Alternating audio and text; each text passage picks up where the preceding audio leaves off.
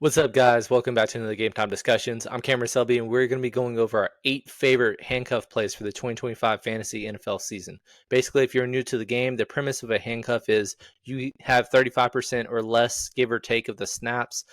Important touches, you get very little to none of them, and essentially you have a guy in front of you. Once he goes down, we know that this guy is more than likely going to be inheriting the majority, if not all, of those touches that they are receiving when that guy goes down for a short time, a significant time, and what have you. And it really has a huge value to return on these later round guys. So we're going to be omitting running back by committee situations like Dallas or Jacksonville, where I don't know who the starter is. And even if that starter goes down, I don't know who's getting, I can't give you a for certain answer who is going to be getting those touches. Another situation, for example, CMC, we're going to be drafting a ton of their backups, but I don't know if it's going to be Garindo. I don't know if it's going to be Jordan James. So I'm not going to say that this one is the play when I'm not for certain that Isaac Garindo, who's going to 8 to 10 rounds earlier than Jordan James, who's going undrafted, is going to just inherit all those touches, because we saw Jordan Mason have all the looks and then he went down, and then it was Garindo, but Patrick Taylor had a 2 touchdown game. So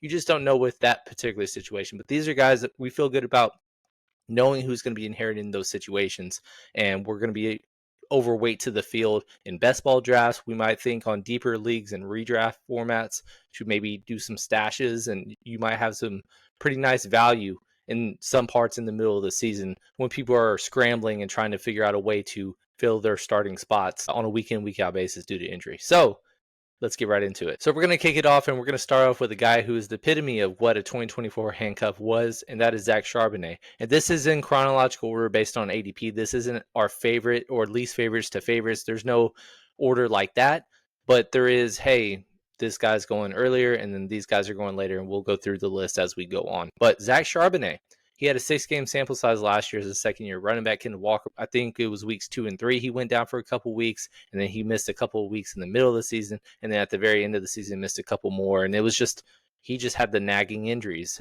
Zach Charbonnet, the first year when Kenneth Walker had these issues, he basically inherited most of those snaps and touches, but he just was not giving a whole lot of boom. Last year was way, way different, especially early in the season, because he had 3 games where he just absolutely went bananas.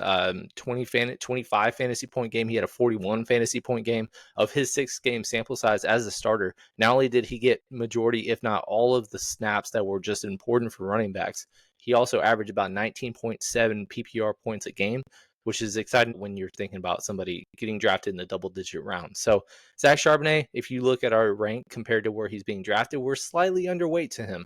But the problem, or the thing is, I've also stated how much I love Kenneth Walker as a running back. Clint Kubiak in his zone scheme, I think it fits not only Kenneth Walker, but Zach Charbonnet as well. So Zach, even with his huge games, once Kenneth came back, Kenneth inherited everything. Even in tough matchups, it was just Zach went from the 20 touches a game to down to less than 6. At the end of the day, if you're going to be investing in Kenneth Walker, it's probably a good idea to give a little bit of a boost to Zach Charbonnet. Maybe I'm not getting as much shares as I probably should be in comparison to what I am getting with Kenneth Walker, which he's just fallen into my lap in the 5th round. But as much as I like him, it's also a good situation. And there's no guarantee with somebody going back-to-back seasons of injury-plagued years is going to stay healthy for the entire season. So somebody like Zach Charbonnet, if you don't believe in him, just as an example, Emery really likes Damian Martinez. So basically flip everything that I said about Zach and put it on Damian, who is basically either being undrafted or just late round flyer in best ball drafts right now. But one of those situations that we kind of really want to be taking advantage of this year. And Zach Charbonnet, you do have to pay a little bit of a premium. And the reason is because he did show a couple of those games where he went off and he was the chalky guy on DraftKings and everybody played him and he still was going off, those kinds of things. So very fun guy to talk about. Definitely love Kenneth Walker, and it's always a good idea, especially in best ball, if you're going to be drafting somebody that has an injury history, to be investing in their backup so that even if that guy goes down, you're not entirely dead for that specific team. Last year, Rachaad White was the talk of the town because he had a year of just getting all the touches, and just even if he was inefficient, averaging less than 4 yards a carry, he was getting those 5 to 6 catches, the 7 targets that you'd like to see as a PPR format. And he just made the most of the situation that really he had no competition. Enter Bucky Irving into the fold, and Bucky Irving, same situation. However, he's way more efficient. So they basically kind of flipped roles at the middle point of the season, where Rachaad White kind of consistently getting you 13 to 15 every week. And then all of a sudden, Bucky Irving kind of really usurped him. Rachaad White, I remember specifically, he had a fumble to lose the game. I think it was against Dallas. And then from that point on, Bucky basically was the league winner. And if you remember, especially at the end of the season when he was going for 20 points a game and what have you, even in week 17, that our final best ball team that ended up going all the way to the finals had Bucky Irving, and he was the highest scoring running back on that team. So we know how that situation took place. But at the same time, Rachaad White still was among the top 5 in receptions. And I know that was when he was with the starter, or the majority of that. But at the same time, we've seen him do it and have success, even from an inefficient perspective. Just getting the volume is really what matters at the end of the day. And if Bucky Irving, who is a second round ADP right now, if he goes down or is not playing well, we've seen Rachaad White, at least from a fantasy perspective, work. But instead of getting him in the 4th, 5th round, you're getting him way in the 12th, 13th round. And he's kind of one of those guys that was overlooked. And I really wasn't targeting him at all when we started the best ball season about 6 to 8 weeks ago. But then he's kind of growing on me a little bit because his ADP is not really changed at all. And he's just kind of sitting there as your RB5 to invest in. Obviously, in best ball drafts, it's way different than redraft, because redraft, it's kind of hard to think of starting him as a flex. But at the same time, there is some appeal there, because it's not like Bucky Irving, even though he was the more efficient running back in this system, it's a new OC.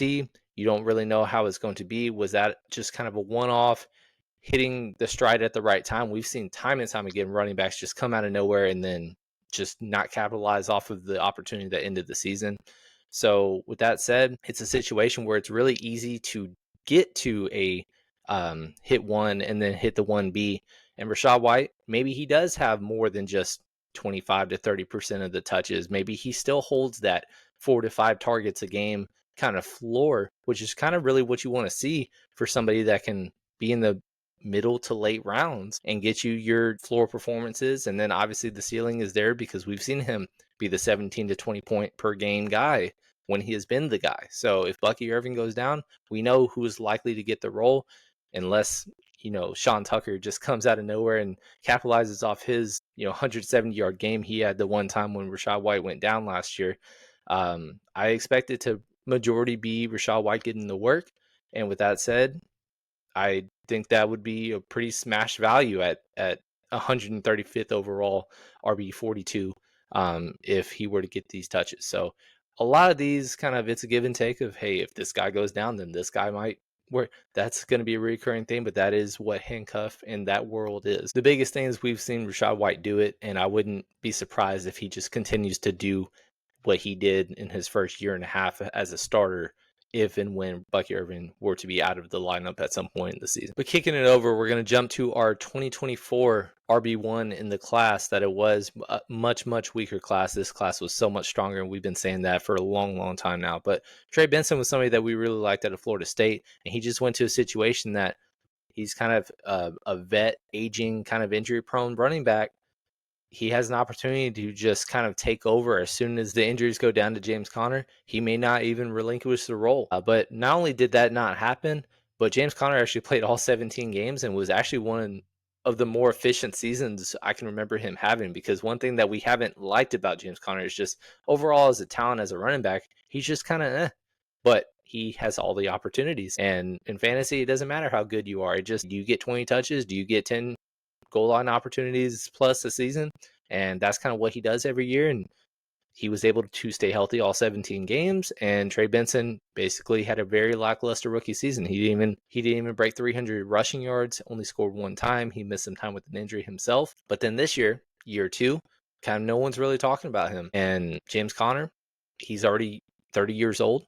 I know he is coming off a pretty strong year, but at the same time, Benson is one of the guys that we thought was capable of handling, a workhorse kind of role. And it's not like Arizona has the best situation, but it's just one that they really kind of want to give the ball to the guys that matter. Trey McBride leading the team in receptions, and he was going for 14 to 15 targets in some games late in the season last year. They just couldn't score with him. Arizona is a frustrating team to invest in for those kinds of reasons sometimes, but at the same time, it's not like we are really fading or avoiding them this year. We're taking a lot of Marvin Harrison. We're taking a lot of Trey McBride. Kyler Murray is fine as a stackable piece, but then Trey Benson going in the 13th, 14th round. And James Conner, he's just kind of there again where I'm tired of just betting, oh, this is the decline, when it's just like, hey, just draft the guy and then draft his backup. And if it is that time, you expect, based on your expectations of his backup, you're not really going to miss a beat. And that's kind of how we view Trey Benson right now. So right now, he's your RB5. It's kind of one of those things where, hey, you're taking one running back early on and then you're waiting until the 6th, 7th round to invest in your second running back. Now he's kind of crept up a little bit into the late 5th round, but kind of the whole premise is James Conner, if you want to invest in him, cool. But I think you should kind of have an insurance plan because 30 is kind of the death wish age for a lot of running backs unless you're Derrick Henry. So it's one of those things where we're just kind of interested in that situation, and we're getting overweight to Trey Benson kind of pretty easily because it's not like he's going at a spot where everybody's just kind of taking him once that tier breaks. He's kind of in the smack dab middle of his tier, and no one's really overdrafting him unless they're kind of stacking with Cardinals. So we just like him, and I think we should be getting some shares is all we got to say. And next up, we're going with Mr. Ray Davis. He is the backup to James Cook, who last year just had 18 touchdowns and tied for the league lead of skill player touchdowns. And it was very, very impressive with what he was able to do. And he just was able to stay healthy all but one game. He got just over 1,000 yards in his limited touches because he's not a workhorse. He just inherited a lot of opportunities to score, and he made the most of it. And on top of that, was efficient, over 5.5 yards a touch. So did very, very well. But the one game that he missed is kind of what sticks out in my mind. He was kind of a late scratch. He was a game time decision on a primetime showdown slate. I remember vividly. And everybody was saying Ty Johnson was the guy. And then I remember looking over at Prize Picks, and I was like, wow, Ray Davis, his rushing yard prop is pretty strong. So maybe that, even though Ty Johnson is probably going to start, maybe Ray Davis is the guy that is going to get most of the work. And he did just that in his one game sample without James Cook. Goes for 23 opportunities, 152 yards all purpose to those receiving yards, but was very, very efficient, was getting open, and he had a lot of the opportunities that game. Didn't score, but obviously returned massive value for whatever he was, 2,400. And we had some nice leverage because everybody was going with Ty Johnson, and we were like, let's go with Ray Davis. We'll still pick Ty Johnson because he's cheap, but it ended up working out. I think we 3+X, whatever we did.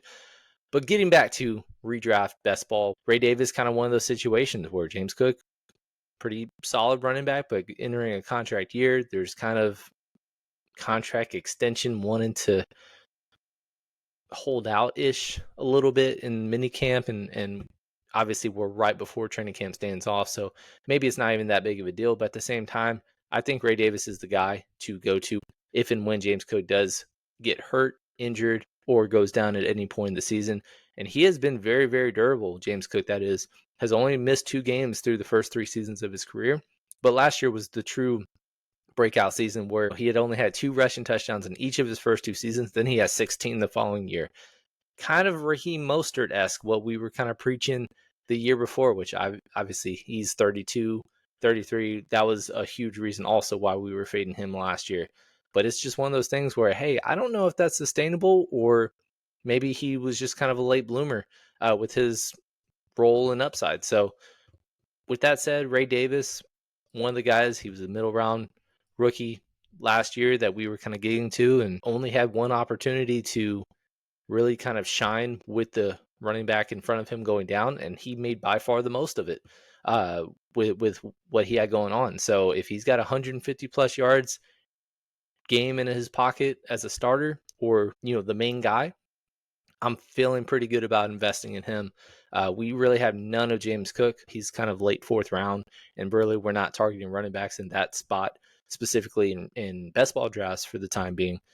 But Ray Davis right now in redraft, he almost is going undrafted with how late he is. And obviously those are very, very way too early rankings. We're just getting into the Yahoo, the Sleeper, the ESPNs and stuff like that. And there's a lot of volatility with those. So take those with a grain of salt, but we're kind of right where we think best ball has him, which is RB44, RB45, 13th, 14th, 15th round, but he's on one of the premier elite teams. And anytime James Cook goes down, we kind of feel like Ray Davis is the guy to go to unless they make some kind of move. So with that said, lock and load with him, and we're going to be definitely getting some shares and being overweight to Mr. Ray Davis. And next up, this one shouldn't be much of a surprise, but Mr. Tyler Allgeier.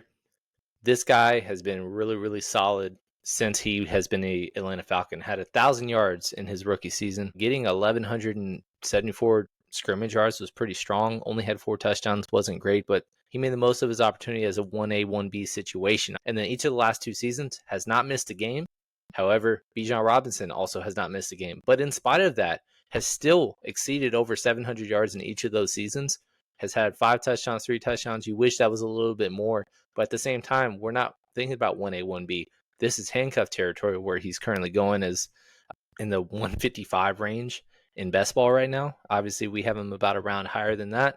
And he's purely just, hey, if you're taking Bijan, you better take Tyler Allgeier, because if Bijan misses a month or any significant stretch, this is a 1,000-yard running back. He is getting all of the important touches.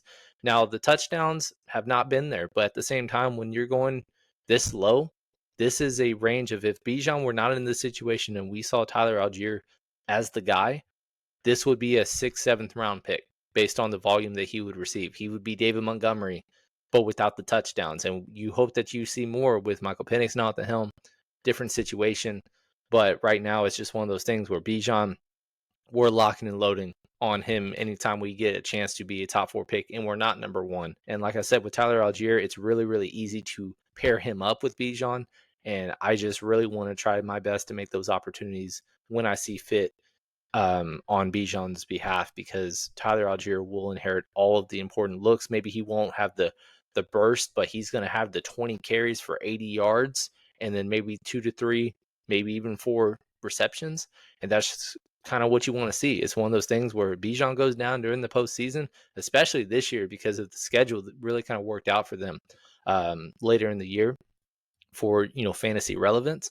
He's going to be a guy that could end up being the league winner that you would like to see if and when Bijan went down. So one of those things, hey, I really, really feel good about the pairing of getting Bijan and Tyler Allgeier. And obviously Tyler Allgeier won't have the 25 point floor that Bijan probably will be showing week in and week out this year, but he for sure will have about 70 to 80% of that action and will get all of the important touches, which is what we want to see out of a handcuff running back. And then this guy shouldn't be too much of a surprise. He's one of our most exposed running backs if you've been following and paying attention to our best ball live streams that we've been doing. Roschon Johnson, he's just right outside the top, but we really, really feel good about him. He's actually rated higher than both Ray Davis and Tyler Allgeier. The reason being is that we actually see that there's a role of him possibly usurping DeAndre Swift with any kind of premium opportunities that he receives. Obviously, we've kind of meshed on this point, but DeAndre Swift, as soon as Ben Johnson gets to Detroit, they ship him off, they draft somebody else. And so Ben Johnson coming over, DeAndre Swift have been getting rave reviews thus far, but it's not like Ben Johnson's afraid of just going with somebody else. Even if he doesn't, we're still getting him because of the situation, getting 3 Pro Bowl caliber interior linemen to upgrade this offseason, having a really, really strong, underrated line now, and just has a ton of weapons to work. But we know Ben Johnson coming from Detroit. We know Amon-Ra St. Brown and Samuel Laporta were very, very highly valued fantasy assets, but it's no secret that it came through the run game, all of the success that they had. Jahmyr Gibbs, David Montgomery over the last 2 seasons combined for 56 touchdowns in 2 seasons. That's how much volume and how much value a running back in his system really brought forth. And obviously it's a slight downgrade in offensive line. It's a downgraded quarterback for the time being. It's downgrade with a lot of things, and it's a lot of unknowns, but it's one of those things we kind of want to bet on. With Roschon Johnson, surprisingly last year, he was able to get 6 touchdowns on carries. It's just kind of one of those things where we were saying everybody was putting Ashton Jeanty to Chicago after like the first mocks of this offseason. And then once we realized, oh, he probably won't be there at 10, everybody was like, oh, Chicago's either going to trade up or they're going to take one at some point. Well, they didn't until the very, very end with Kyle Monangai. So with that said, it's DeAndre Swift and Roschon. They haven't signed any other veterans. It's the 1-2 punch. And we're doing a lot of stacking with DeAndre Swift and Roschon Johnson. DeAndre Swift in his first year in Chicago, he was okay, But at the same time, he had a 5-week stretch where he had 20 plus points in 4 of the 5 games. That doesn't mean that that's going to be a sustainable thing, but we really like where he's going. And on top of that, if he does not pan out or he gets benched or moved, Roschon is the primary guy to step up and make the most of these opportunities.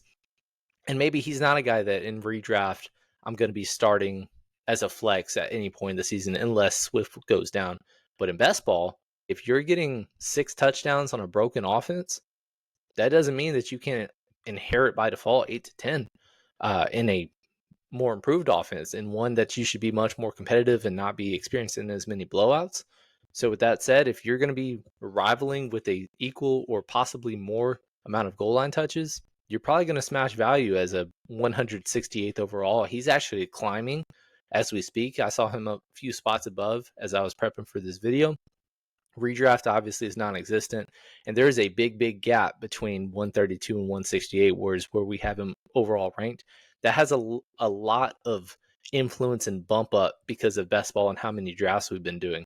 Maybe as we do more redraft mocks, we're going to maybe push him down a little bit, but that doesn't mean that we don't feel just as good about him. We're going to be way over the field to him this year compared to everybody else, and we feel pretty strongly about saying the Chicago backfield is the way to go based on where they're currently going in drafts. Now we're going to have some fun with a rookie 7th round pick, Brashard Smith out of SMU. This is a fun one and an interesting one because he is straight up the gadget guy of this class. And we really were shocked that he fell all the way to the 7th round, but he fell to a situation that we're just like, they're going to just use him out in space and he's just going to get a lot of fun touches, opportunities, spark plays, and all that fun stuff. I mean, he's already getting solid buzz. Isaiah Pacheco, if you remember, 7th round pick as a rookie, kind of took over a role and really had a value. And over the last couple of years, a lot of people have been drafting him. Well, last year, week 2, I believe, he broke his leg.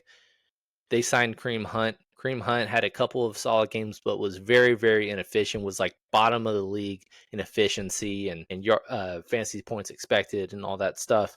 And then when Pacheco came back, he didn't really, even in spite of the inefficiencies, he didn't really overtake the role. He didn't get much of an opportunity all the way into the postseason and the Super Bowl, and he was just the 1B. And now we're just assuming he's jumping back into 20 touches a game. I don't really feel that way anymore about him. Obviously, he's going at a reasonable range right now as a RB 30 to 32 in the 7th, 8th round, but Brashard Smith is going at the end of best ball drafts. And he was a wide receiver turned running back. He was a wide receiver for 3 years, didn't really play a ton, transferred to SMU, and in one season as a running back, goes for 18 touchdowns, 1,600 yards on 6 yards a touch, 39 receptions. I mean, he just kind of was the guy that they really rode to go and get into the college postseason for the first 12-team playoff that they had. Obviously didn't have a ton of success once they got there, but to get there, they rode this guy into the ground with all the opportunities that he had. So right now, when he's going at the end of drafts, he's going undrafted and redraft.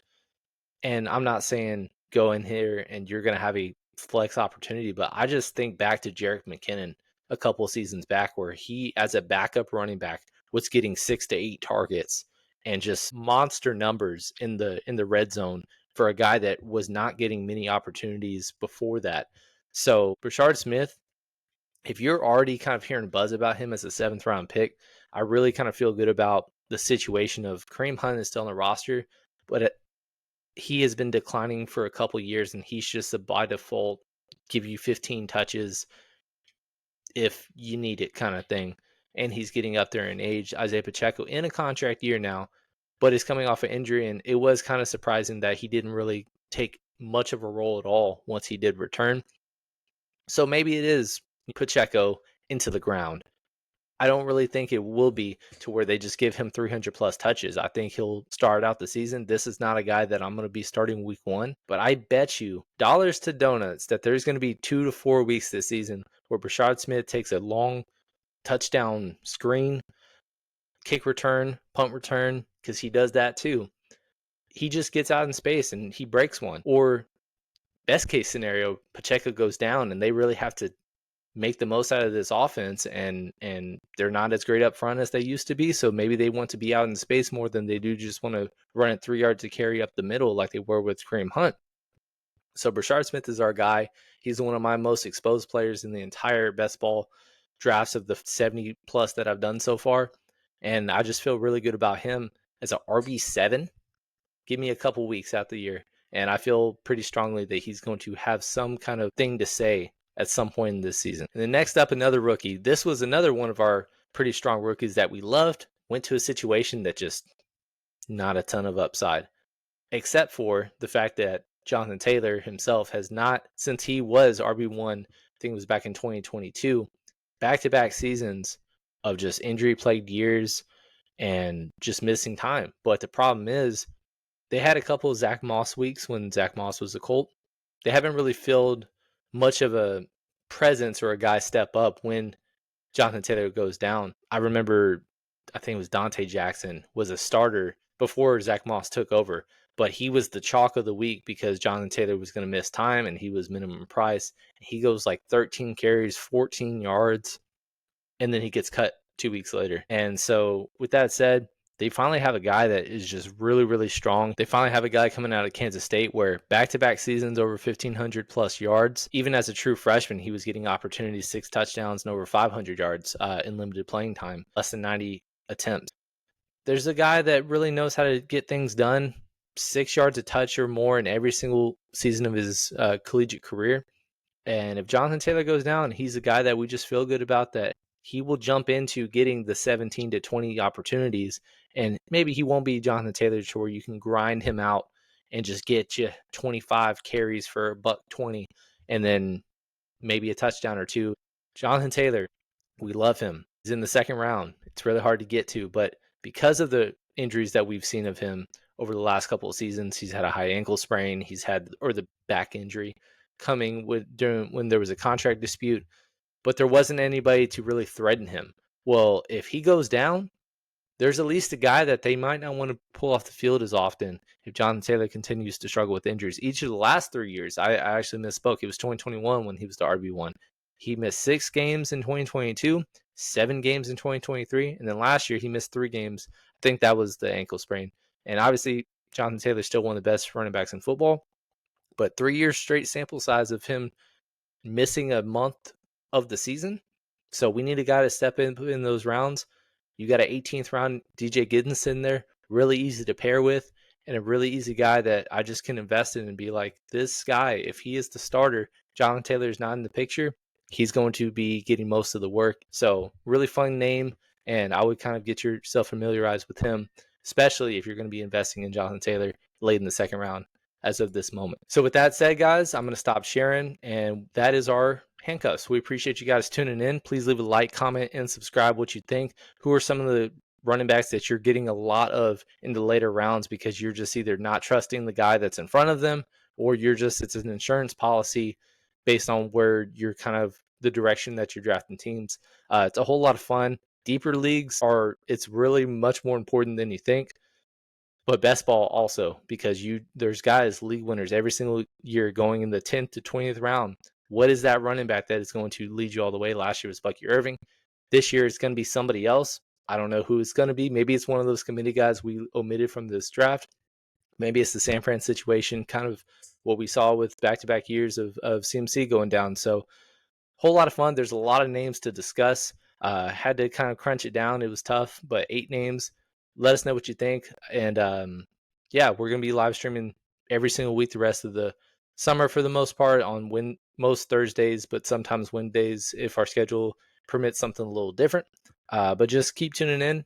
Discord is open. I know we're just kind of slow right now in the summertime, but if you do ever draft any teams, you want some thoughts, you want to be talking with us when we're not live, please do so. We want to keep on growing this community, and we want to be getting more involved with you guys this year. But it's a whole lot of fun, a lot of things to still discuss throughout the rest of the summer. So we'll be getting at it. Going to be posting videos every single week, both in college and NFL and fantasy relevant. So we appreciate you guys tuning in, and we'll see you guys next time.